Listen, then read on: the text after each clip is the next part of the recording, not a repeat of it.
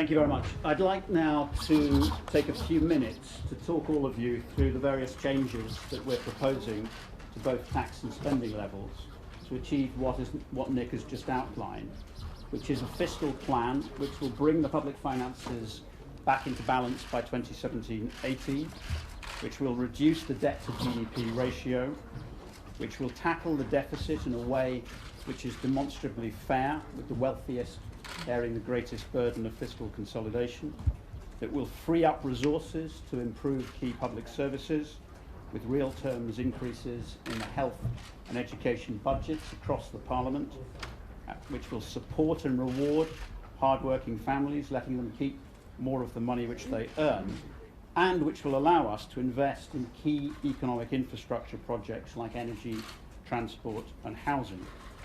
Until we've eliminated the deficit in 2017-2018, we're committed to fund only 3 additional policies with public expenditure implications. Firstly, raising the tax-free personal allowance to at least £12,500 by the end of the next Parliament, putting around £400 back in the pockets of millions of working people and pensioners.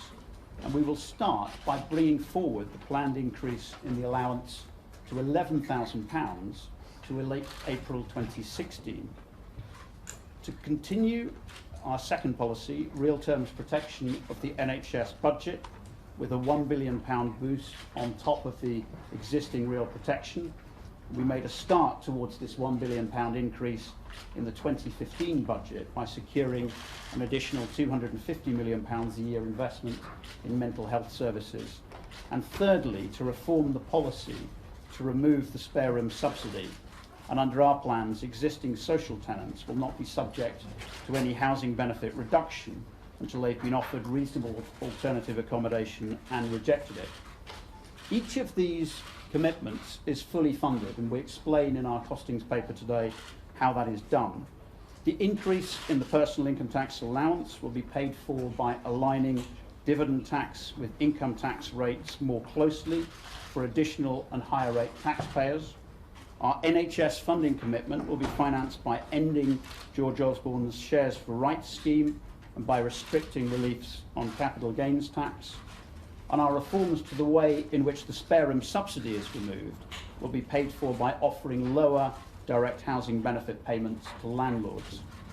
With regards to the £27 billion on top of this of fiscal tightening, which is needed to eliminate the deficit by 2017-2018, we're today setting out details of the changes to the tax system, which will raise some £5 billion extra in tax revenues and £7 billion extra in new avoidance and evasion measures, all for deficit reduction.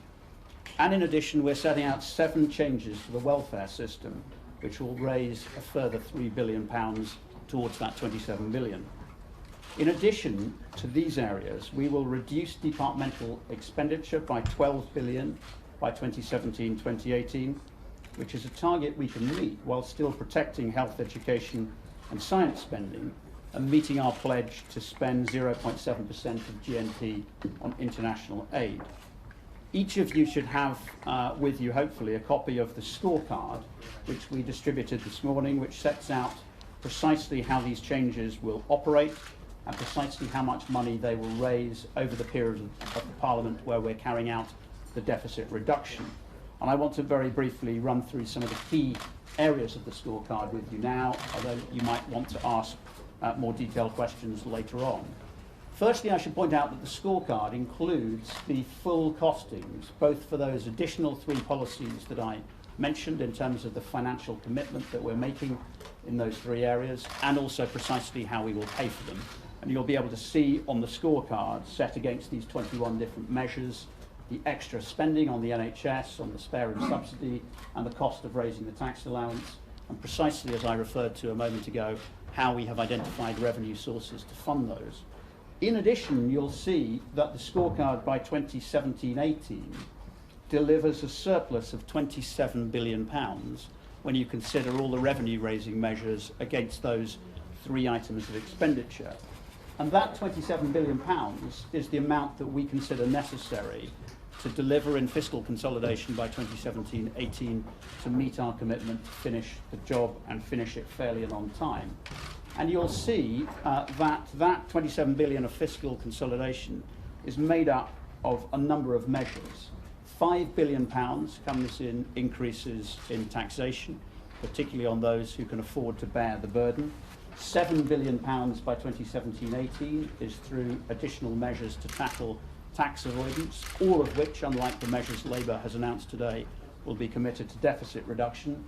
There are £3 billion worth of reductions to the welfare budget, reductions that we believe can be made safely without hitting those people on the lowest incomes.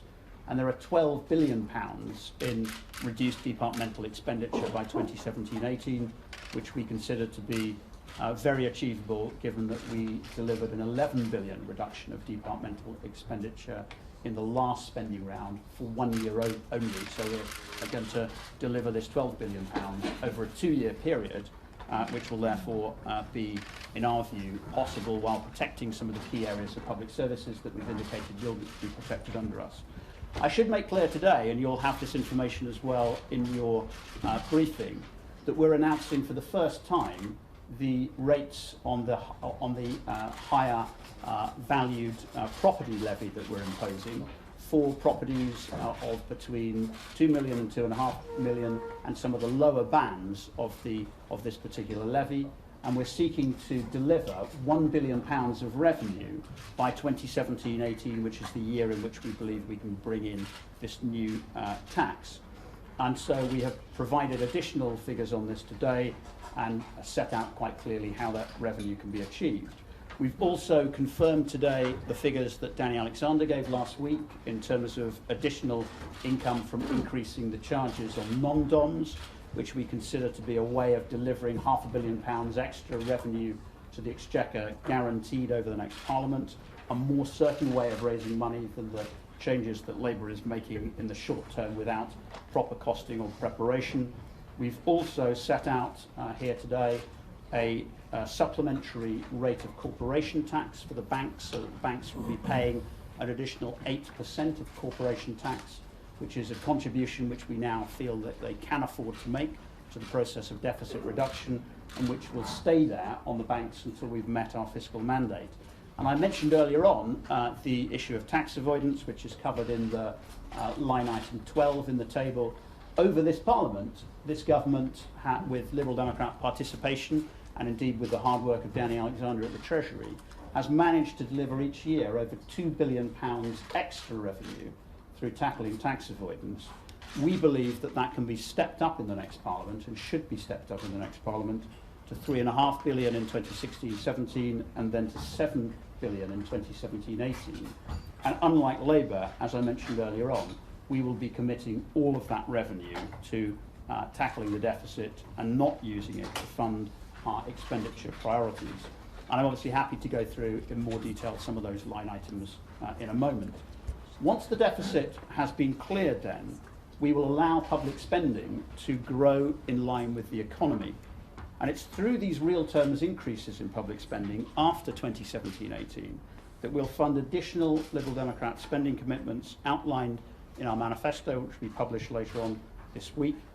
And all of this will be subject to our new fiscal rules being met.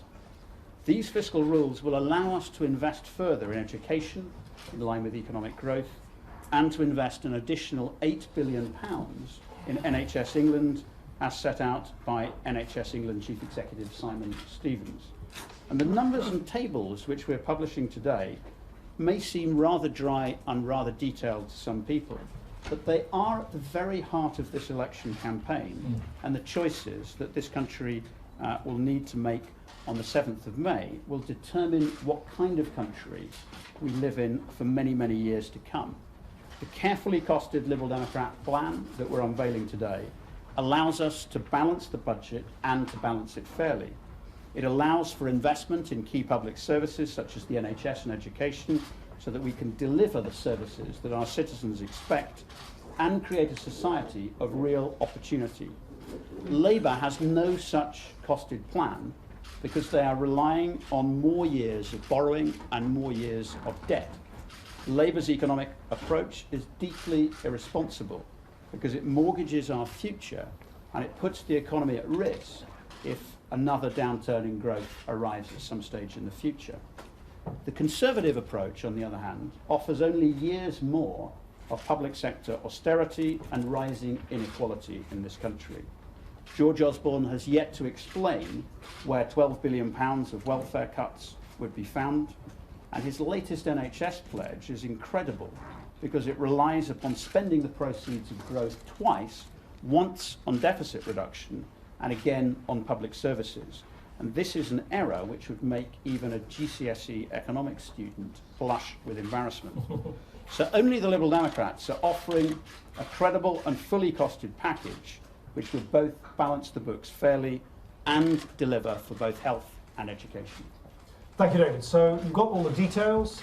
Microphones have been sorted. Questions? Nick Watt from The Guardian. Deputy Prime Minister George Osborne and David Cameron have announced this morning that they're going to raise the inheritance tax threshold for a couple to £1 million. Will you do in 2015 what you did in 2010 in any coalition negotiations with the Conservatives, which is to say that the Liberal Democrats will not vote for that sort of increase in inheritance tax? And on the wider picture, in your Observer interview, you say that you have a lot in common with Labour on Europe and things like that, but that you find Ed Miliband fiscally irresponsible. Is the lesson of the last week not that it's the Conservatives who are fiscally irresponsible? As you say, 12 billion of welfare cuts, won't say where it comes from. 8 billion of health spending, Ed Miliband says that's being paid by an IOU. So is not the final hurdle to dealing with Labour actually being dealt with? Well, just on the latter point, just because both of them are wrong on the economy doesn't mean one is less wrong than the other. I just happen to think that what's emerged over the last 2 weeks, which I couldn't have predicted, is that of the three main Westminster parties, the only Westminster party that is being candid enough about some of the difficult choices you need to make to finish the job of deficit reduction, the Liberal Democrats. We're the only parties we're doing this morning to have the candour to set out what it means in terms of changes to the tax system and changes to the benefit system. And I just think, from Labour's point of view, their sort of economic illiteracy, which somehow assumes that people will be content with a sort of vague and entirely unspecific commitment to balance the books, is only matched by the complacency of the Conservatives, who appear to think they've got some historical reputation which allows them to kind of make up numbers, make up unfunded commitments and pile them up day in, day out. And it's interesting that the smaller of the three mainstream Westminster parties is now emerging in this election campaign as being by far not only the most socially fair and committed to sustained investment in our public services, but also the most economically credible. Look, on the inheritance tax now, the first thing is it's a question of priorities. When you don't have much money as a country, you've got to decide what your priorities are. You can't spend money on everything.